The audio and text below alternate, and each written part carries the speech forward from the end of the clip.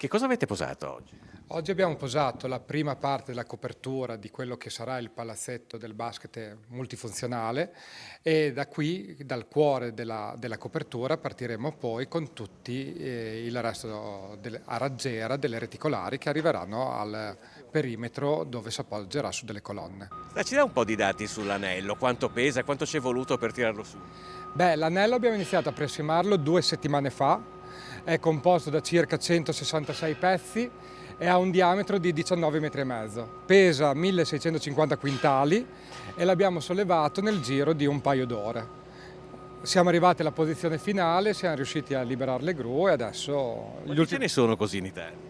in Italia di così, questa è unica nel suo genere, di palazzetti simili questo è un altro, sia in Italia sia in Europa. Una volta piazzato l'anello, che cosa succederà? Noi vediamo la prima parte della carpenteria che andrà a coprire tutto il palasport, di cui tutta la parte edile è stata seguita dalla mandataria del nostro raggruppamento CEV.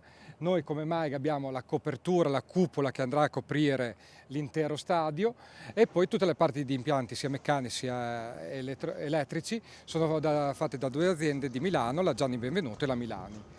Ora noi abbiamo installato oggi, dopo 2 settimane di preassimaggio, il cuore di quello che sarà la copertura e da qui andremo a montare pezzo per pezzo le varie reticolari che si appoggeranno a questo anello e al perimetro esterno, al tamburo esterno di colonne. Da qui vediamo che non ci sono però delle gradinate nel lato più basso, diciamo, come mai? Non ci sono ancora, ci saranno, al momento abbiamo bisogno degli spazi vitali per poter montare e finire l'opera e al livello zero, quello che sarà del campo proprio da basket o di altri eventi, ci saranno delle tribune retraibili che a seconda dell'evento che sarà svolto in questa arena saranno appunto o allungate per essere a ridosso del campo da basket o altrimenti aperte e racchiuse vicino alle pareti.